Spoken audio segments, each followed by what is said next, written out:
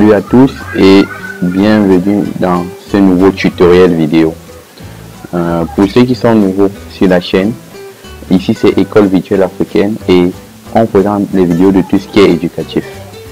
Donc si vous êtes nouveau, essayez de prendre quelques secondes pour vous abonner et d'activer la cloche de notification pour être notifié en cas de prochaine vidéo. Ok, aujourd'hui nous allons continuer en informatique en abordant la notion de programmation web. Comme on disait tout à l'heure à l'intro, nous aurons une partie qui va toucher la programmation HTML, une autre partie qui doit toucher la programmation JavaScript. Maintenant, vu le temps qui nous est imparti, comme au préalable j'avais prévu 3 vidéos, maintenant nous allons faire ces 2 vidéos sur le HTML et 1 ou 2 vidéos sur le JavaScript. Donc sans toutefois tarder, je vais dévoiler le contenu de la vidéo d'aujourd'hui. Aujourd'hui par exemple, on doit voir comment insérer les tableaux, les fichiers multimédia, en l'occurrence une image, et les listes dans un site web. Donc c'est de ça un peu qui serait question aujourd'hui. Et pour que la vidéo ne soit pas très longue, j'ai décidé d'écrire un code. Bon, j'ai écrit et tout est en commentaire actuellement. Progressivement, je vais vous expliquer tout ce que j'ai écrit. Donc, si nous regardons bien notre fichier dans lequel on travaille, c'est insertion tableau multimédia liste. Si on essaie un peu d'exécuter, on ouvre ça avec par exemple Firefox. Nous allons voir par exemple que ça va nous afficher une page vierge, donc il n'y a encore rien puisque le contenu, j'ai mis tout le contenu en commentaire. Et on se rappelle aussi, dernièrement on a dit ceci, lorsqu'il voulait concevoir les sites web, il y avait besoin de 2 logiciels, un éditeur de texte et un navigateur. Donc tout au long de cette vidéo, nous allons faire des va-et-vient entre le navigateur et l'éditeur de texte. Bon, comme navigateur, nous avons choisi Firefox, Mozilla Firefox, et comme éditeur de texte, nous avons choisi Visual Studio Code. Ok, prenons déjà notre code. Nous allons commencer, bon, avant de prendre le code, nous allons commencer aujourd'hui par quoi? Le premier point abordé dans cette vidéo, c'est quoi? C'est l'insertion des tableaux. Donc directement après la transition, nous allons aller directement sur l'interface de Visual Studio Code.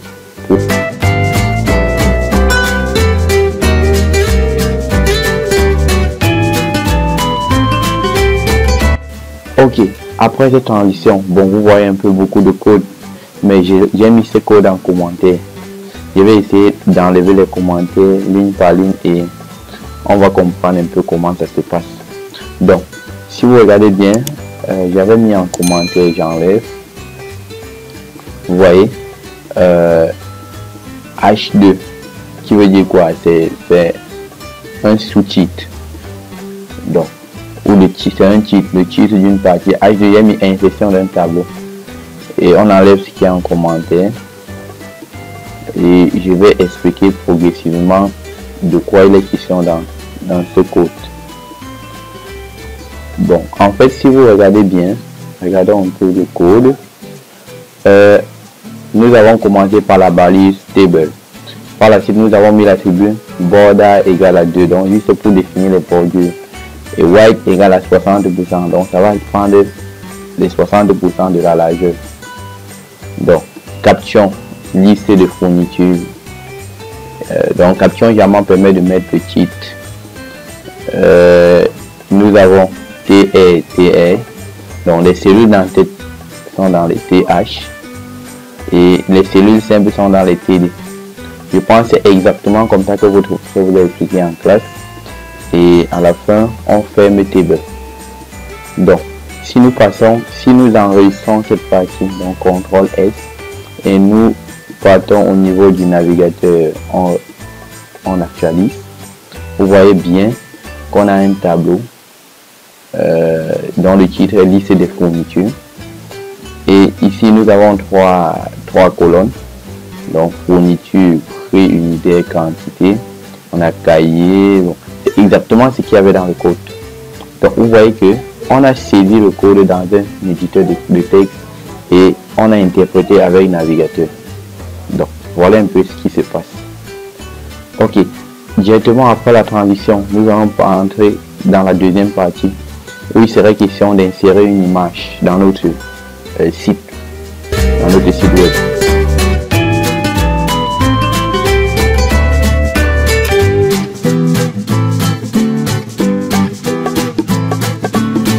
Ok, revenons toujours dans notre éditeur. On voit la partie où il y avait l'insertion. Donc, nous enlevons le commentaire. Et vous voyez bien. Donc, ouais, à chaque fois je mets le BR là. Le BR, ce sont des balises utilisées pour partir à la mission, pour faire des sauts de ligne. Donc, vous voyez ici qu'on a mis d'abord un autre sous-titre. Et après, on a mis quoi? H3 marqué. Bon, en fait, ça c'est une balise un peu en bonus parce que je voulais mettre une image ici et mettre un texte qui défile, qui clignote horizontalement sur ma vidéo. Vous allez voir, donc quand je vais actualiser, nous essayons d'abord d'enregistrer et lorsqu'on part dans notre navigateur pour actualiser, regardez bien comment ça se présente. Vous voyez, on a dit insertion d'une image. Ouais, le texte qui a de clignoter et notre image en question qui est d'insérer les petites filles qui partent à l'école. Donc, c'est un peu les petits trucs comme ça qu'il faut retenir parce qu'en fait, le programme des premiers scientifiques en termes de HTML, on ne revient plus trop sur les bases, mais on voit comment insérer des fichiers multimédia, des tableaux, des listes, des liens et des formulaires. Donc c'est un peu de ça que le programme est constitué. Ok, donc après cette deuxième partie, la transition doit nous mener à la troisième partie où il serait question d'insérer quoi, les listes ordonnées dans un premier temps et après pour clôturer les listes non ordonnées. Donc après la transition.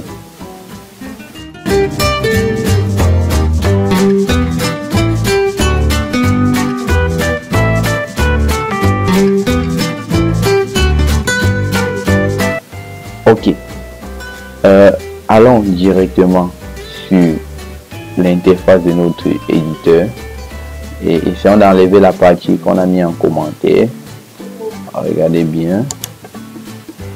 Ok, donc si on enlève le commentaire, ouais, généralement les listes ordonnées sont introduites par quoi? Par OL, ordonne list.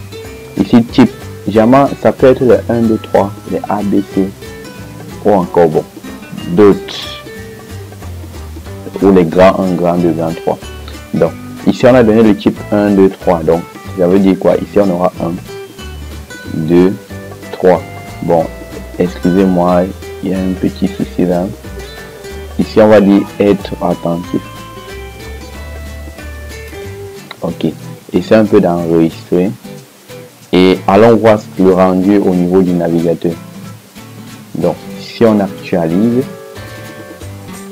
vous voyez que notre code va s'augmenter. Vous voyez bien, insertion d'une liste ordonnée. Après on dit pour réussir son examen, il faut être attentif aux heures de cours, faire ses devoirs, bien réviser ses leçons. Ok, donc voilà un peu comment on a inséré une liste dans notre site. Ok, sans toutefois tarder, après la transition, nous aurons la dernière partie du cours qui nous permettrait de voir comment insérer les listes non ordonnées.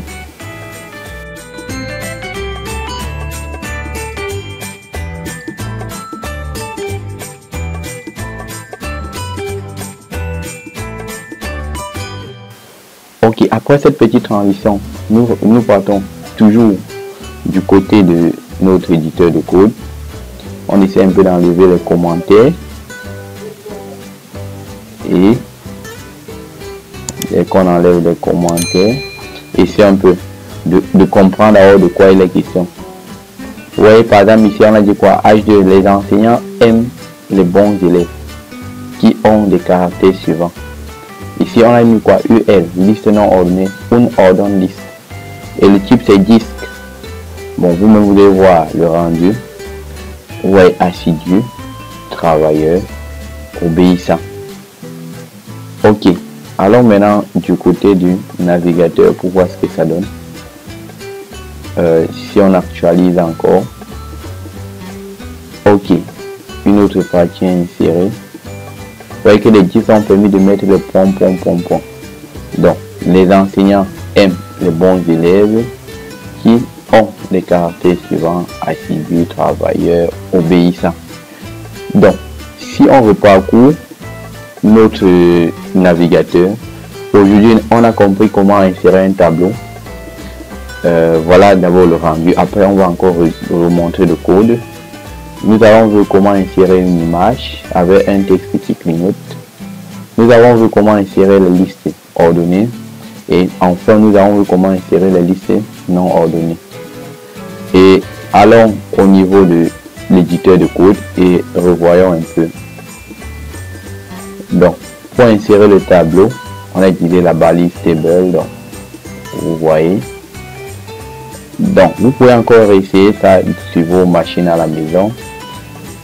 Et vous allez voir ce que ça va donner. Donc, vous voyez qu'au niveau de l'image, il faudrait aussi que je vous rappelle. Par exemple, revenons ici au niveau du dossier du projet. Vous voyez que l'image élève se trouve exactement dans le même dossier que notre page. Donc ça, c'est pour permettre de retrouver directement l'image. Avec ça, au niveau du code, on n'a pas eu besoin de mettre le chemin d'accès de l'image. On a mis le nom de l'image avec son extension parce que l'image était déjà dans le même dossier. Ok les amis, nous sommes ainsi parvenus au thème de cette vidéo. J'espère qu'elle vous a plu. Si c'est le cas, n'hésitez pas de liker, de partager, de commenter et de vous abonner. Aussi, un petit rappel, cette notion est vue en classe de première scientifique et est encore revue à l'université niveau 1, niveau 2.